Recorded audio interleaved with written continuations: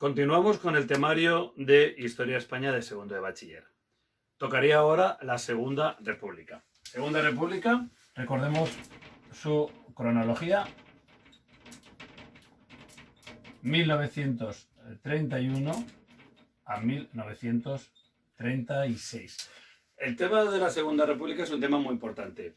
Ya sabéis vosotros que me seguís en mis clases que esto lo digo muy a menudo. Este tema es muy importante y ciertamente es que todos los temas son muy importantes porque la historia de una nación es la evolución precisamente de sus periodos históricos. Pero sí que es cierto que la Segunda República tiene una incidencia todavía actual, todavía presente. A mí me gusta compararlo un poco con la Revolución Francesa, un hecho histórico que ha marcado en buena medida la historia contemporánea de Francia y su devenir político.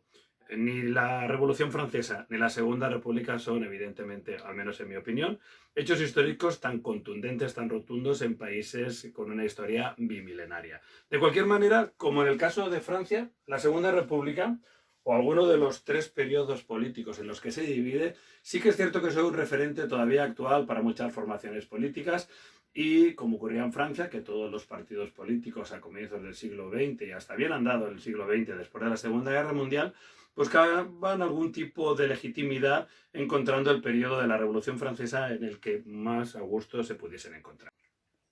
Bien, veamos a ver el comienzo precisamente del periodo.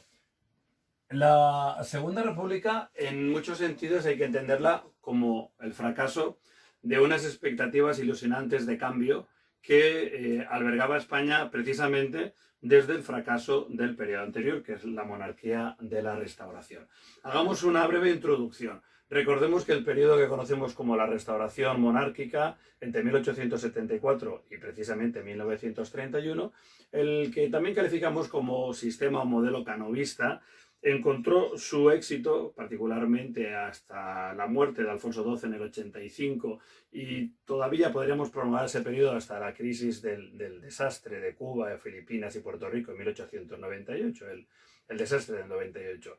Hasta ese momento el sistema había funcionado. Y había funcionado porque el modelo parlamentario basado en el acuerdo entre los dos grandes partidos mayoritarios, el Partido Conservador y el Partido Liberal, lo que podemos llamar claramente un fraude electoral, concedió a España la tranquilidad y la estabilidad que necesitaba después de un siglo XIX particularmente convulso. De cualquier manera, la pérdida de liderazgo por la desaparición de estos dos grandes colosos de la política, como fueron Antonio Cánovas del Castillo o Práxedes Mateo Sagasta, llevó al sistema ya a una decadencia de la que no podría salir. Decadencia que de cualquier manera se prolongaría todavía durante más de 3 décadas. Hemos de tener presente también que la monarquía encontró como el último apoyo, tal vez no buscado, pero que apareció y que le dio el oxígeno necesario para aguantar otra década, el apoyo, decía, de la dictadura del general Primo de Rivera, que comenzó en 1923 y además con un gran apoyo social que podríamos encontrar incluso, quizás hasta sorprendentemente, en las filas de la UGT o del Partido Socialista Obrero Español. Recordemos la figura, por ejemplo, de Largo Caballero, que colaboró con la dictadura de Primo de Rivera. Pero en 1930 el dictador ha perdido todos los apoyos, incluso el apoyo del mismo rey, y se dirige al exilio, donde morirá en unos pocos meses, quizá de nostalgia y tristeza. A partir de ese momento, en 1930, empieza la carrera de salida, podríamos decir, hacia la proclamación de esta Segunda República.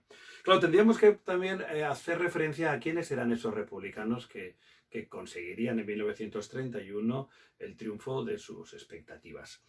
La Primera República Española había sido un fracaso calamitoso. Recordemos que en el apenas breve espacio de tiempo de 2 años, 11 meses de gobiernos parlamentarios, con 4 presidentes, con guerra en Cuba, con guerra carlista, con el conflicto cantonal, que también podemos calificar casi como de un conflicto civil, de una guerra civil, y finalmente el último año, el 1874, que sería la República presidencialista del general Serrano, o lo que es lo mismo una dictadura.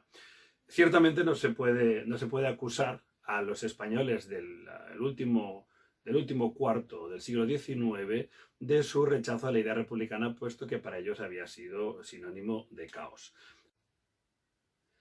Así pues, los republicanos tuvieron su particular travesía del desierto.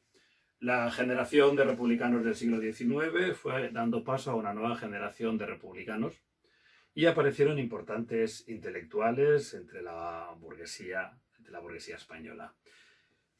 De cualquier manera, la República carecía todavía de ese sustrato social que la apoyase, pero que habría de irse construyendo precisamente a lo largo de las últimas décadas de la monarquía y alentados precisamente por los fracasos de esta misma monarquía. Bien, decía que tras la desaparición de la escena política de Miguel Primo de Rivera, el rey Alfonso XIII encargaría primero a Dámaso Berenguer y después al almirante Aznar un intento de retorno a la situación anterior a 1923, es decir, revitalizar el Parlamento, ampliar las mayorías parlamentarias y con un espectro político mucho más generoso y, de alguna manera, volver otra vez a la situación de la Constitución de 1876, hasta el momento la más longeva en la historia de España. En agosto de 1930, en San Sebastián, se reunieron los principales líderes republicanos de todas las formaciones que iban desde la izquierda hasta la derecha, e incluso pasando por el nacionalismo, regionalismos, hasta incluso incipientes separatismos vasco y catalán. El Partido Socialista Obrero Español también tuvo su representación, lo cual daba idea de que el movimiento obrero, y particularmente su formación más estable, más firme, más sólida, que era precisamente el Partido Socialista Obrero Español, que aceptaba el juego parlamentario, el juego democrático como su vía hacia el triunfo de sus ideales. Vemos que entonces la representación republicana era generosa y amplia. En esta reunión de agosto de 1930, que conocemos como el Pacto de San Sebastián, se establecía lo que hoy en día en una terminología más moderna diríamos la hoja de ruta para el fin de la monarquía y el triunfo de la República. El hecho de que esta reunión se hiciese con conocimiento general, publicado en la prensa y luego con generosas reseñas de lo que se había hablado en esa reunión, sin que la Guardia Civil o la policía la hubiese interrumpido, nos da idea de cuál es el estado de descomposición de la monarquía y la fortaleza que el pensamiento republicano ha ido adquiriendo en España. Entendiendo este momento como los antecedentes, vamos a decir cómo el almirante Aznar va a convocar unas elecciones. La intención del gobierno de Aznar era llevar a cabo unas elecciones generales, pero se encontró con la oposición firme de la mayor parte de las formaciones políticas, lo cual habría sido un desastre. Habría sido volver otra vez al fraude electoral de los peores tiempos de la Restauración, pero en este caso con pocos apoyos. Así que el almirante alcanzó un acuerdo que llevaba a la celebración de unas elecciones municipales para el mes de abril de 1931, exactamente el 12 de abril del año 31. En estas elecciones, que había lógicamente que renovar los alcaldes de todas las ciudades españolas, muchos de los cuales todavía eran del periodo dictatorial, del directorio de Miguel Primo de Rivera, estas elecciones, los españoles acudieron a ellas con intereses muy diferenciados. Los partidos republicanos y aquellas personas que entendían que la solución de España pasaba por la desaparición de la monarquía, entendieron que estas elecciones podían tener un carácter plebiscitario, es decir, que no solamente se iba a discutir quién iba a ser el mejor alcalde para una ciudad, sino que el hecho de que fuese monárquico o republicano estaría ya delatando la intención de los españoles. Al menos los partidos republicanos acudieron con esa mentalidad. El resultado fue que en las principales ciudades españolas, todas las capitales de provincia, triunfaron las candidaturas republicanas. Si cogemos los datos generales de España, veríamos que el cómputo total, el cómputo global de resultados daba una mayoría a los candidatos monárquicos. De cualquier manera, estos datos tenemos que cogerlos también con pinzas. En primer lugar, cierto es que los republicanos acudieron con esa idea plebiscitaria, pero no así los monárquicos probablemente. Y también sabemos que en el campo el voto era un voto cautivo, era un voto que estaba en manos de los caciques. Entonces los resultados son confusos. Pero como mucho, A mí me gusta entender que en ese momento, sea cual sea el número global de votos, de un 50-50%, de un 48, un 52 o un 40-60%, lo que quedaba claro es que en España había una vocación republicana importante y que frente a ella había también una vocación por continuar con el modelo monárquico. Es decir, que como mucho podríamos saber que la ruptura, la quiebra social y política en España era evidente. Bien, el entusiasmo por la República fue evidente en las manifestaciones espontáneas en las ciudades españolas. Aquí sí que podemos recurrir a documentos gráficos de la época y vemos cómo en Madrid, en Barcelona, en Bilbao, en Valencia, en Sevilla, en todas las ciudades prácticamente la gente se echó a la calle. Miles de personas, y en el recuerdo ahora en los tranvías enarbolando la tricolor, o la gente subida a las farolas en un entusiasmo que narraron los periodistas y los espectadores, los testigos del momento. También es cierto que esos miles de personas que abarrotaban las plazas y las calles españolas convivían con otros miles de personas que desde sus balcones y tras los visillos pues miraban la situación con preocupación. Bien, el rey, imaginamos que el rey tuvo que plantear a su gobierno, tuvo que plantear a sus militares o a los líderes o a los jefes de las fuerzas de seguridad cuáles eran las posibilidades. Y claro es que estos le dijeron que no era el momento de la fortaleza, no era el momento de resistir, sino que era el momento de aceptar la situación.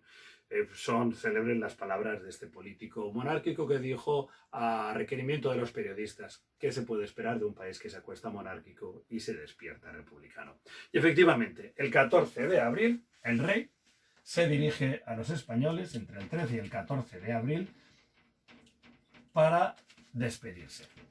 No es una abdicación, como algunos dicen erróneamente.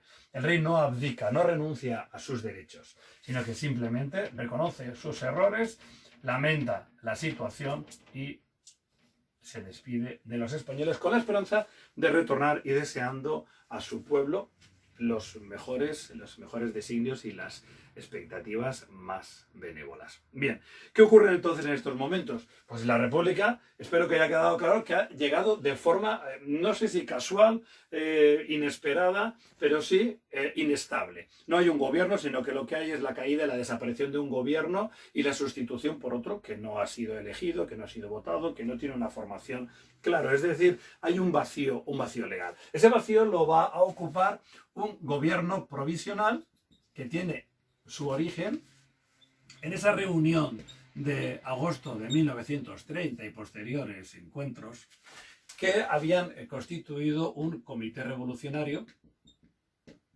en el que había una presencia amplia de republicanos, de pelajes muy diferentes. Muy pronto, la figura de Niceto Alcalá Zamora, un hombre que había tenido ya un recorrido político durante la monarquía, es un republicano conservador, católico, es un jurista importante y pronto se va a hacer, se va a hacer evidente su peso legal en este gobierno provisional. Otro personaje importante va a ser Manuel Azaña. Cito a estos dos, como podría citar muchos más, porque van a ser los que van a tener un protagonismo y por no inundar la clase con excesivos nombres. Pero, como decíamos, hacía falta legitimar esta segunda experiencia republicana. Y así en un tiempo relativamente corto se convocaron elecciones para el mes de junio de 1931. Apenas el periodo mínimo para hacer una campaña electoral. Estas elecciones dieron el triunfo a una coalición que vamos a llamar republicano-socialista, en el que formaciones de la izquierda burguesa se aliaron con el Partido Socialista. Es decir, que tenemos un triunfo de lo que podemos calificar de los partidos de centro-izquierda. Esto nos lleva al primer parlamento republicano con mayoría de izquierdas y también en un tiempo relativamente breve la redacción de una nueva constitución.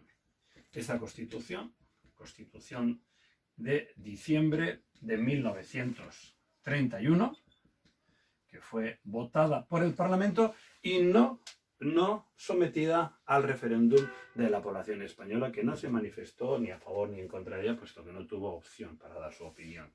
Nos encontramos entonces con un gobierno de izquierdas y con una constitución que podemos calificar también del mismo sesgo ideológico. Esto nos podría llevar a pensar que España, la España republicana, es una España de izquierdas, es una república de izquierdas, lejos de la realidad. Yo no me atrevería a decir que la España de 1931 es de izquierdas o es de derechas. Sí que es claro que el triunfo ya ha sido de la izquierda y ha sido además un triunfo aplastante, un triunfo rotundo. Pero claro, pensemos que el pensamiento conservador, el pensamiento de derechas, que sigue siendo monárquico en su mayoría, se ha encontrado en estas elecciones de junio de 1931 huérfano de candidatos. ¿A quién votar las derechas? Pues muchos se quedaron en casa y no votaron, y otros votaron por aquellas formaciones republicanas que les pudieron parecer en esos momentos más aconsejables o menos peligrosas. Por eso, el pensar que esta república es una república enteramente de izquierdas sería equivocarnos e ignorar claramente la verdadera situación político-social de la España del inicio de la década de los 30. Iniciamos entonces así lo que sería ya la cronología política de la Segunda República. Y vamos a distinguir tres periodos. Los vamos a ver aquí primero enunciados y luego los desarrollaré. En primer lugar, el que vamos a llamar el bienio reformista. Este iría desde esa proclamación y triunfo electoral en 1931, en el verano del 31, hasta la convocatoria de elecciones en 1933. Un segundo periodo sería el conocido como bienio conservador.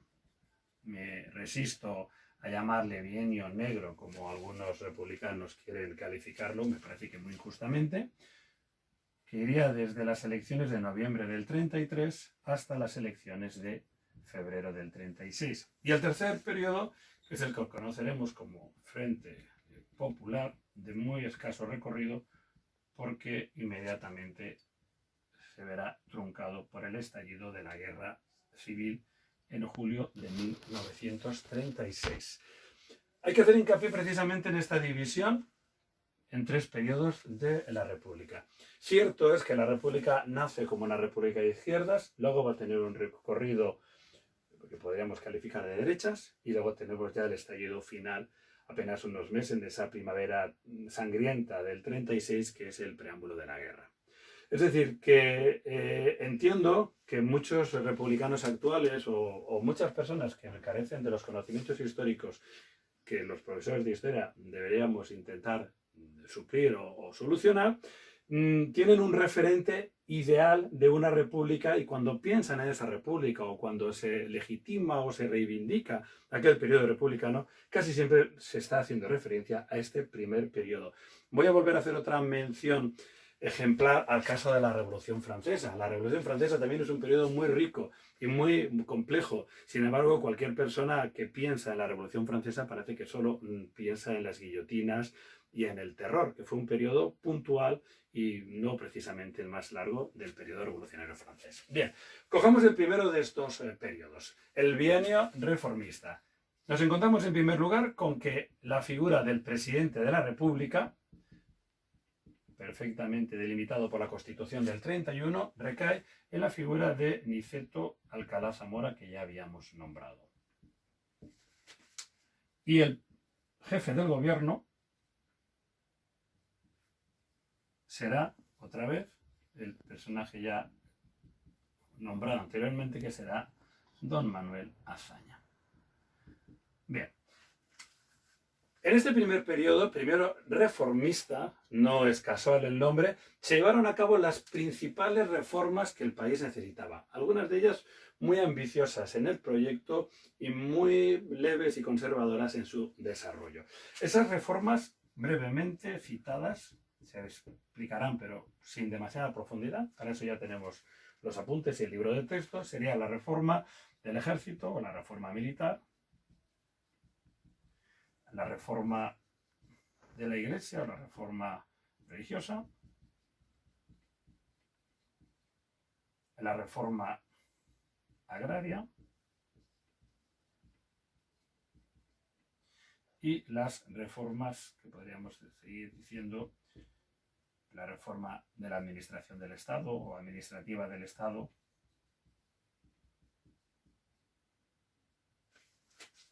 que podríamos llamar también las autonomías o la proto-España de las autonomías, y finalmente reformas de tipo social que hacen referencia a las condiciones de vida y de trabajo de los españoles o incluso de la educación y la formación. Bien, vamos a ver estas. Todas estas eran reformas que el país exigía. Les exigía casi a gritos. El orden es aleatorio, no tiene por qué ser. Todas ellas fueron aproximadamente, convivieron en el tiempo y se desarrollaron o no llegaron a desarrollarse en el mismo periodo. El ejército. En primer lugar, había que tener presente cuál era la relación entre la República, los nuevos gobiernos y el ejército. Es fácil pensar que la mayor parte de la oficialidad del ejército era conservadora y era monárquica, aunque un estudio más profundo del mismo vemos que las nuevas ideologías triunfantes también tenían su incidencia, particularmente los falangistas, los tradicionalistas e incluso comunistas, socialistas o anarquistas dejaron huella en el ejército español. Pero es evidente, lo hemos visto en temas anteriores, que los partidos republicanos y particularmente la izquierda había manifestado su rechazo al ejército, su desconfianza hacia el ejército. Y esta desconfianza es recíproca. Había además que modernizar un ejército que era especialmente numeroso, anticuado, falto de material, de armamento, de infraestructura, como quedó en evidencia en buena parte de la crisis marroquí con el desastre anual de 1921. Había también un exceso de oficialidad, lógico, después de un siglo XIX, preñado de guerras que fueron aumentando el número de oficiales. Entonces exigía una reforma profunda de su estructura armamentística, de la estructura, digamos, del escalafón de oficiales, y también exigía una democratización del ejército y una aproximación del mismo hacia la nueva ideología reinante. Se ofreció a los militares la ley de retiro para que muchos de ellos abandonasen el ejército con sus salarios y con sus condiciones ventajosas, pensando que muchos militares repudiarían la situación política del momento y abandonarían el ejército, pero no fue así.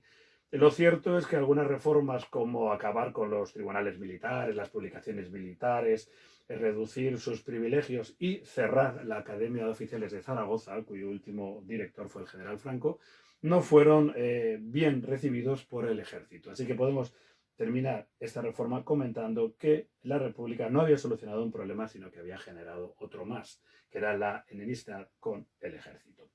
No fue mucho más feliz la reforma religiosa.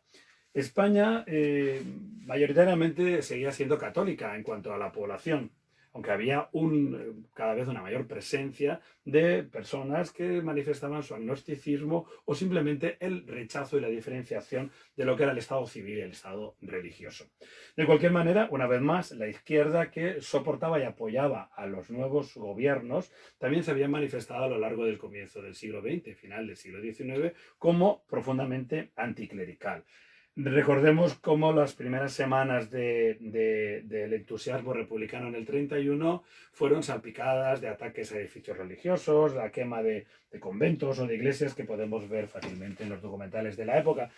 Ataques a la iglesia que se hicieron ante la pasividad muchas veces de las fuerzas de seguridad. El famoso discurso de Azaña que siempre utilizamos en clase como referente, aquel que acababa con España ha dejado de ser católica, pues probablemente no fue exactamente acertado.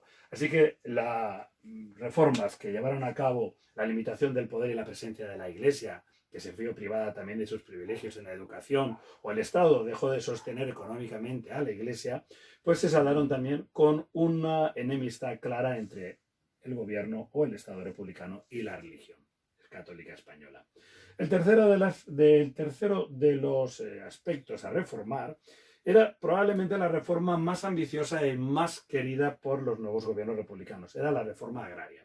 Recordemos que España era económicamente mayoritariamente agraria. La mayor parte de la población vivía y trabajaba en y del campo. Pero, sin embargo, los resultados económicos no eran acordes con esta presencia, con esta, digamos, presencia abrumadora del sector primario. España era un país deficitario en los sectores agropecuarios. No tenía éxito, podríamos decir, y era fácilmente explicable porque la tierra estaba mal repartida, los recursos hídricos son desiguales en España, hacía falta planes de regadío, de trasvases, y había necesidad de remodelar o de reorganizar todo el entramado agrario de España.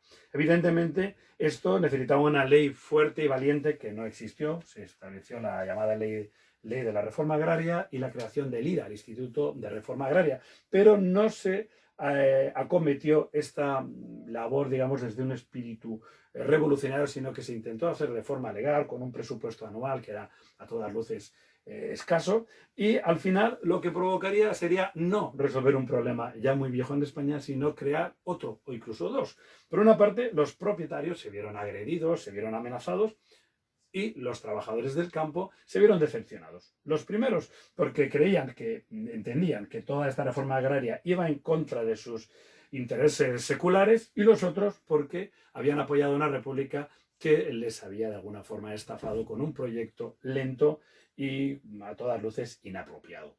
En cuanto a la reforma del Estado, hay que pasar del Estado central al Estado, vamos a llamar, autonómico, o el Estado en el que se reconoce el derecho a determinado gobierno o a determinadas competencias de algunas regiones españolas. En este caso, la más audaz había sido Cataluña, que el mismo inicio en abril, tras las elecciones, que dieron el triunfo a las candidaturas republicanas, Francesc Macià había proclamado durante unas horas la República Catalana, y solamente, digamos, que retrocedió en sus intereses cuando se le prometió desde Madrid, desde ese gobierno provisional, que se atenderían las reivindicaciones catalanas, que se plasmaron en el Estatuto de Autonomía de Cataluña de 1932. Estatuto que, hay que recordar muy bien, fue aprobado por las Cortes Españolas, pero con la enemistad de las formaciones de centro y de derecha, y sobre todo de aquellos que tenían realmente fuerza en esos momentos en el Parlamento, que era el Partido Socialista Obrero Español,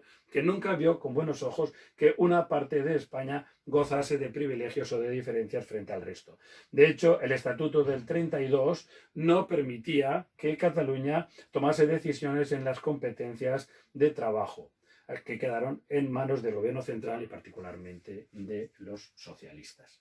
Y finalmente hablaríamos de las referencias de la revolución, de las reformas sociales que hacen mención a aspectos económicos, como eran los salarios, que quedaron estipulados como salarios mínimos que no podían ser alterados por debajo. También se estableció las 8 horas al día como horario laboral, y también las 40 horas semanales, así como vacaciones y otra serie de acuerdos que favorecían las condiciones de vida de los españoles.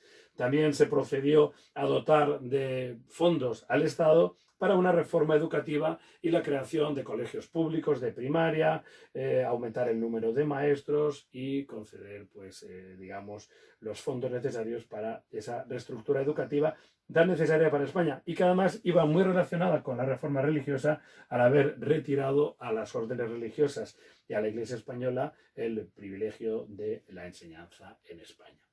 Bien, esto es el programa de reformas que el primer gobierno republicano iba a ofrecer, y que ya hemos dicho que todas ellas fracasaron, o por lo menos no llegaron a tener el éxito que se habría esperado.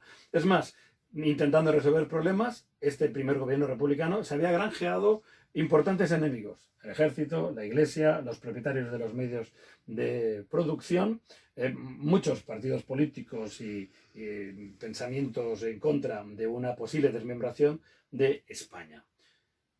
Hoy en día, si estudiamos estas reformas, realmente son reformas mucho más leves de lo que en su momento parecieron. En 1931 y 32 o 33, estas reformas parecieron unas reformas terriblemente revolucionarias y que ponían en peligro la seguridad y la unidad del Estado español. Sin embargo, vistas hoy en día, no lo son tanto. ¿Qué es lo que ocurrió? Pues por una parte el egoísmo de aquellos grupos que ostentaban los privilegios económicos y sociales durante generaciones, y también probablemente, algunos historiadores inciden en este hecho, el verbo exagerado, el verbo radical, el discurso inflamado de algunos políticos que crearon una sensación o una situación mucho más dramática y mucho más radical de lo que las leyes escritas, el negro sobre blanco, realmente ofrecían. Sea como sea, todo esto no llegó a transformar esa España que ansiaba una parte importante de la población española y generó esa inquietud en otra parte de la formación de la población española. Resultado de este primer gobierno de 2 años es que las tensiones entre republicanos de centro-izquierda o de izquierda y socialistas llevaron al final a la quiebra del propio gobierno, provocando la convocatoria de elecciones para noviembre de 1933. Unas elecciones que son las primeras en las que votaban las mujeres en España. Y no era de los últimos países de España en conceder el derecho a las mujeres, sino de los primeros países en Europa. 6 millones de mujeres estaban llamadas a votar. Pero bien, antes de pasar a esas elecciones de 1933, hemos visto las reformas promocionadas desde el gobierno y que califican y, vamos a decir, definen este primer bienio reformista. Pero al mismo tiempo la vida política española continuaba y aquellas personas que habíamos dicho que en el junio del 31 habían quedado en sus casas o habían estado desorientadas a la hora de conceder su voto, ahora habían pasado a organizarse. Habían tenido esos 2 o 3 años para asumir la nueva situación republicana y formar sus propias, vamos a decir, unidades políticas, formaciones políticas o partidos. Vamos a ver entonces lo que podríamos calificar como los enemigos de la República. Ya sé que este término parece muy drástico, porque muchos de estos, entre comillas, enemigos se manifestaron como republicanos. Republicanos de derecha, republicanos conservadores o que entendían la República de una forma diferente. Veremos otros que son realmente enemigos de la República y que lo que querían era provocar su destrucción. Pero esos enemigos no solo los vamos a encontrar, vamos a decir, no me gusta mucho el término, pero creo que es más fácil de entenderlo así, por la derecha y por la izquierda. Aunque ya digo, no son términos que a mí particularmente me gusten, pero no tenemos tiempo ni ese lugar para desarrollarlos, aunque alguna mención habrá que hacer, sí, por la exigencia del guión, por decirlo así. Bien, en primer lugar va a aparecer la CEDA, la Confederación Española de Derechas Autónomas. Este es el gran partido republicano de derechas. ¿Republicano? Pregunto yo. No, porque sí, preguntaron muchos en su momento. ¿Era realmente la CEDA de José María Gil Robles un partido republicano?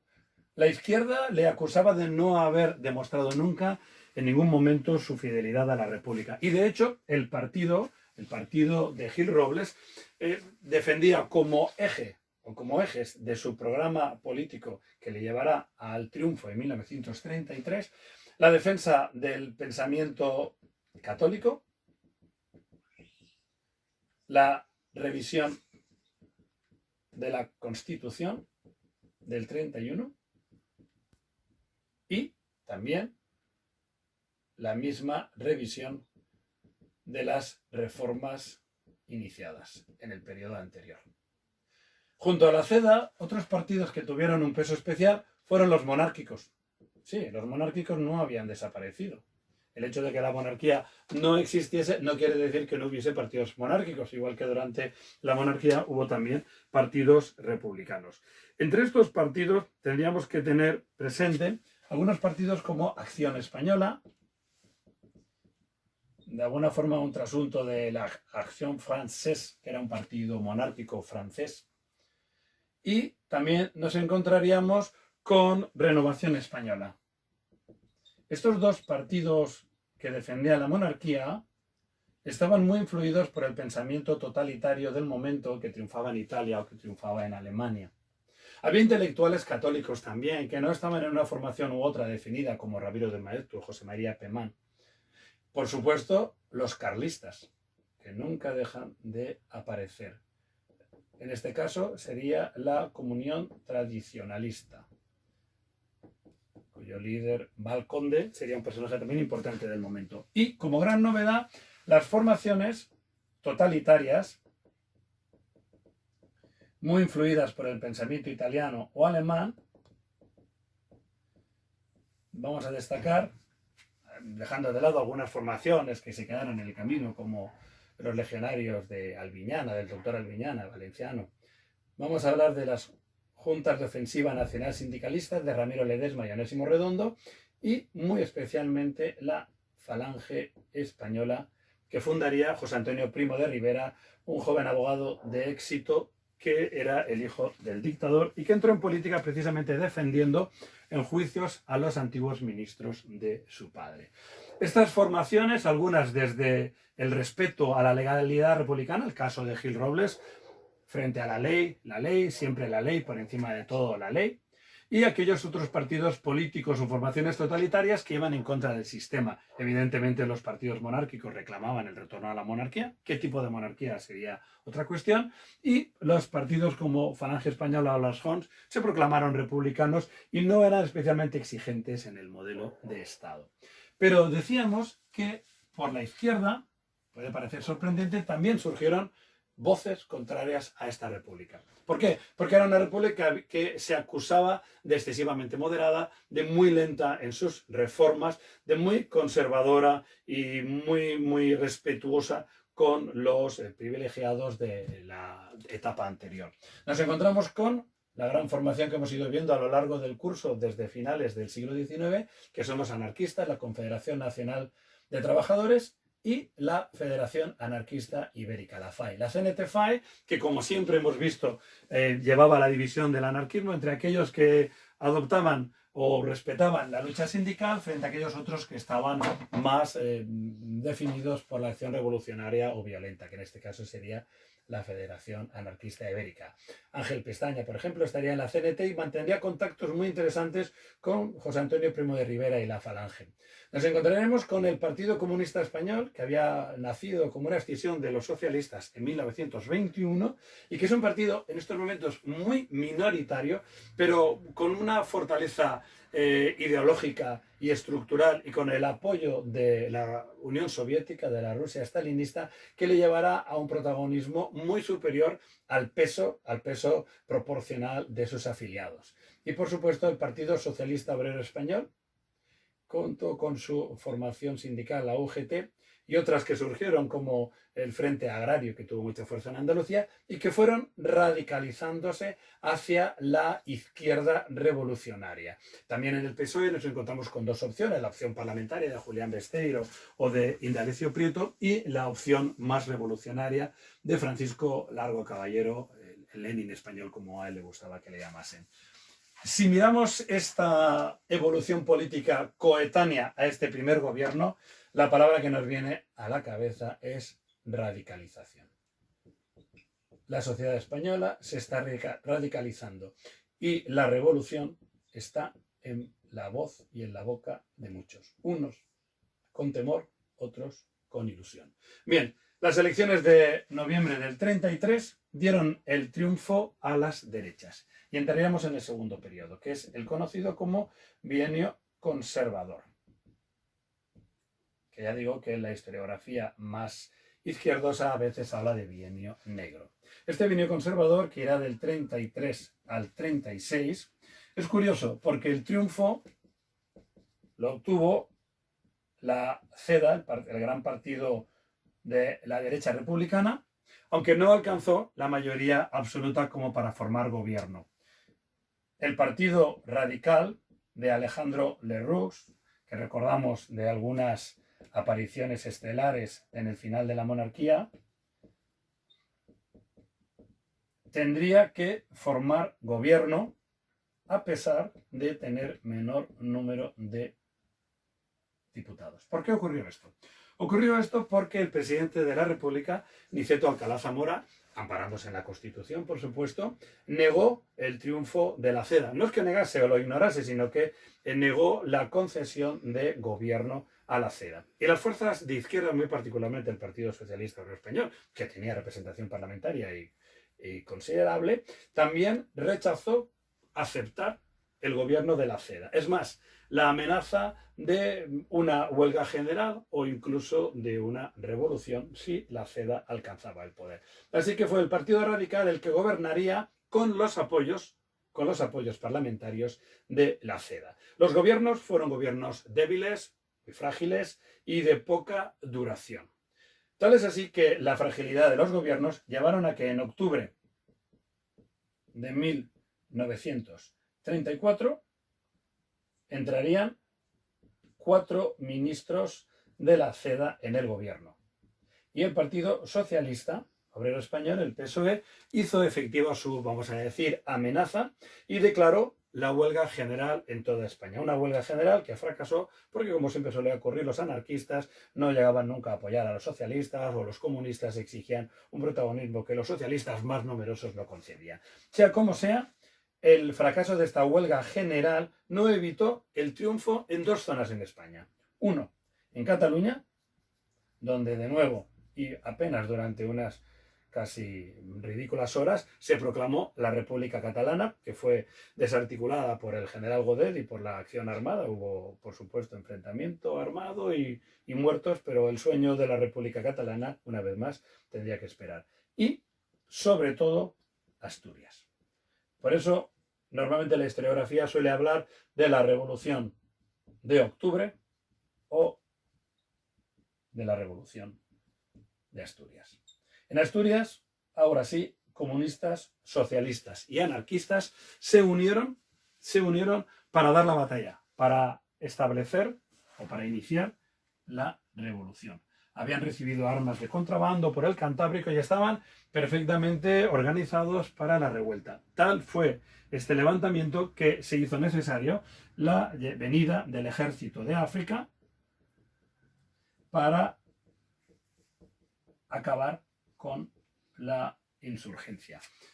El general Franco, el general Ochoa o el general Yahweh, muchos de ellos con un protagonismo más que conocido, desde luego, en la incipiente o en la próxima guerra ya civil, tuvieron que emplearse a fondo para restaurar la paz en Asturias y aquello se saldó con alrededor de 1000 muertos entre las filas revolucionarias y la mitad entre las filas del ejército.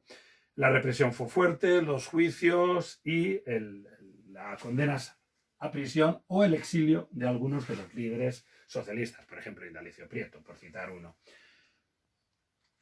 Esta revolución del 34 es la antesala de la guerra civil y es la que muchos historiadores, la mayoría de ellos de talante conservador, califican o descalifican, mejor dicho, a los socialistas, al Partido Socialista Obrero Español, para argumentar contra la sublevación militar del 36, puesto que en el 34 ellos ya habían protagonizado precisamente esta sublevación. Cabría pensar que el triunfo del gobierno sobre los insurgentes daría estabilidad al gobierno, pero no fue así. Los gobiernos radicales y cedistas cayeron en un marasmo de corruptelas, de escándalos financieros, el más famoso el de Strauss y Perl, que dio lugar a la palabra extraperlo, y al final se hizo insostenible precisamente la gobernabilidad, con lo cual se convocaron nuevas elecciones para abril de 1936. Estas elecciones eran vistas en el momento como un punto de inflexión.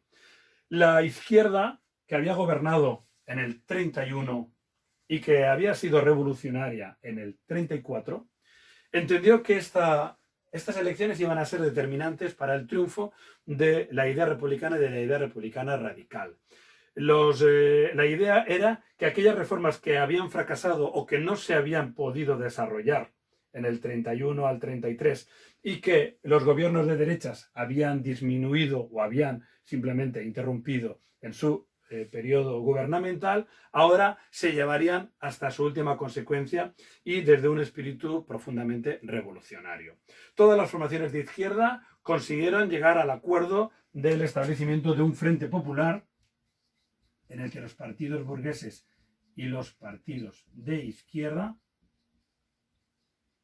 se presentaban unidos como una única formación en todas las regiones, ciudades de España, lo que les daba una fuerza realmente grande, al no tener que disminuir o dividir sus empujes electorales y sus votos. Sin embargo, los partidos de derecha no llegaron a ese acuerdo. Llegaron a acuerdos puntuales en la configuración de un bloque nacional que en algunas zonas, en algunas ciudades, en algunas provincias se llevó a cabo, pero en otras aparecieron divididos. Las elecciones de abril del 36 son todavía más confusas en sus resultados que las elecciones de junio del 31, no, perdón, de junio del 31 no, de abril del 31. El triunfo en estas elecciones fue a parar a manos de ese Frente Popular que se... Bien, decía entonces que el triunfo del Frente Popular fue el resultado de unas elecciones en las que hubo ya mucha tensión en la calle, donde hubo atentados, donde los discursos, los mítines fueron muchas veces, acabaron o tuvieron el resultado incluso de muertos. Bien, en estos momentos la radicalización está en la calle, en las grandes ciudades y por supuesto en el campo. Decía que los resultados fueron confusos, como fueron confusos los que dieron el triunfo a la República a las municipales del 31. Hay muchos autores y la última obra en este sentido que voy a citar precisamente es 1936, Fraude y violencia en las elecciones del Frente Popular, de los profesores Manuel Álvarez Tardío y Roberto Vila García. Vienen avalados además por Stanley Payne.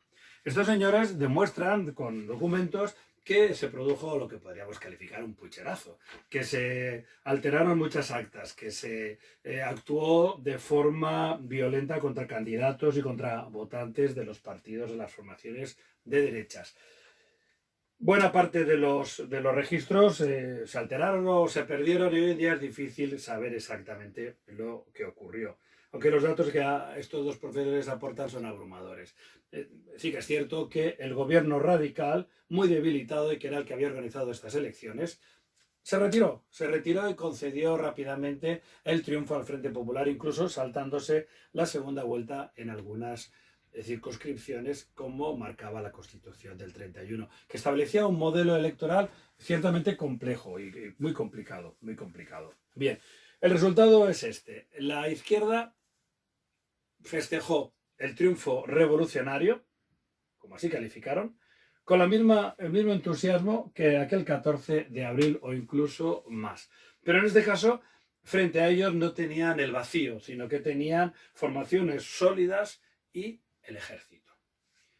Se sabe que apenas un par de días después de publicarse o de reconocerse los resultados y el triunfo del Frente Popular, Francisco Franco, jefe del ejército, propuso precisamente a Gil Robles, que en esos momentos era ministro de Defensa, la anulación del proceso electoral y el establecimiento del estado de sitio, algo que fue rechazado por el ministro Gil Robles. Sea como sea, se organiza el primer gobierno del Frente Popular, y ahora vamos a ver, sería el tercero de los periodos, no voy a escribir mucho ya, Frente Popular, y cómo nos encontramos en primer lugar como el propio presidente de la Segunda República, Niceto Alcalá Zamora, va a perder su condición de tal, también aplicando y de una forma un tanto confusa y polémica, un articulado de la Constitución que lo decapitaba y entonces desaparecía, entregando la presidencia de la República y por lo tanto la jefatura del Estado a Manuel Azaña, que estaba llamado a ser de nuevo jefe del gobierno, pero que ahora será sustituido por otros personajes. Algunos historiadores le dan mucha importancia a este hecho porque Manuel Azaña era un hombre de enorme prestigio, y que probablemente como jefe del gobierno había podido controlar de forma mucho más firme y rotunda algunas de las inquietudes y veleidades revolucionarias de los elementos más radicales de ese Frente Popular, precisamente. Bien, se inicia un periodo revolucionario, podríamos decir, en las que las reformas que habían quedado a medias se reactivan. Empezamos a ver la ocupación de tierras, la quema de registros de la propiedad en los pueblos y la ocupación violenta. Habrá asesinatos de los dos sentidos. Habrá pistoleros que asesinarán a empresarios o a terratenientes o a miembros de la falange o de los partidos de derecha, y serán contestados por otros pistoleros falangistas que llevarán a cabo su venganza contra precisamente aquellos que habían iniciado la violencia. ¿Quién fue el culpable de esta violencia, de esta escalada de violencia? Pues también es complicado. Ricardo de la Cierva habla de este periodo como la primavera sangrienta. Mientras tanto, la República, el gobierno republicano, aleja a los principales generales, aquellos que considera más peligrosos o sospechosos, los aleja del centro de poder. Así el general Emilio Mola se irá a Pamplona y el general Francisco Franco se irá a Canarias. Esto fue un error, precisamente, porque alejándolos del centro, aunque estuvieran siempre muy vigilados y muy controlados, digamos que tenían mayor maniobrabilidad. Y así el general Emilio Mola Pidal, un africanista de gran prestigio y respeto entre sus compañeros, inicia los contactos para la conspiración que al final finalizará en el levantamiento, en el lanzamiento militar de julio del 36. El general Mola contacta con numerosos militares de todo el país, así como elementos políticos del tradicionalismo carlista, de la falange o de los partidos de derecha. Curiosamente, Mola, que firma los documentos como el director, curiosamente va a encontrar el rechazo del más importante de los generales españoles del momento, que es Francisco Franco, héroe de la guerra africana y aquel general que, digamos, estaba en el corazón de la mayoría de los españoles de pensamiento conservador. Franco no ve claro el alzamiento y rechaza cuantas propuestas se hacen. Hasta que el 14 de julio, el líder de la oposición, José Calvo Sotelo, del Bloque Nacional, antiguo ministro de la dictadura, ministro de Hacienda y de Fomento, no recuerdo si exactamente es el nombre, ahora era el líder de la oposición y el personaje más importante, digamos, del pensamiento conservador en España. José Calvo Sotelo será asesinado el 14 de julio, estando en su casa, será visitado por un grupo de policías que le llevan a declarar, o así se lo dicen, a la Dirección General de Seguridad, y apenas ha pisado la calle será disparado en la cabeza por uno de los miembros de la guardia que le tenía que haber escoltado, y que son miembros de la policía, de la guardia de asalto, y todos ellos de filiación o de proximidad al Partido Socialista Obrero Español. En palabras de Stanley Payne, es un hecho incalificable que un líder importante político sea asesinado por miembros de la Policía del Estado. A lo mejor estas cosas han ocurrido otras veces en otros lugares, pero en esos momentos en España no había pasado así. El aldabораzo que supone la muerte de Calvo Sotelo en las conciencias conservadoras y temerosas de la revolución deciden finalmente al general Franco a aceptar las condiciones del general Mola y apoyar el alzamiento militar. El inicio del alzamiento quedaría para el tema siguiente, solamente pues decir que el día 17 de julio a las 17:17 el primer tabor de regulares que se encontraba de maniobras en el Llano Amarillo se movilizaba para iniciar la Guerra Civil Española, que veremos en el tema siguiente. Muchas gracias.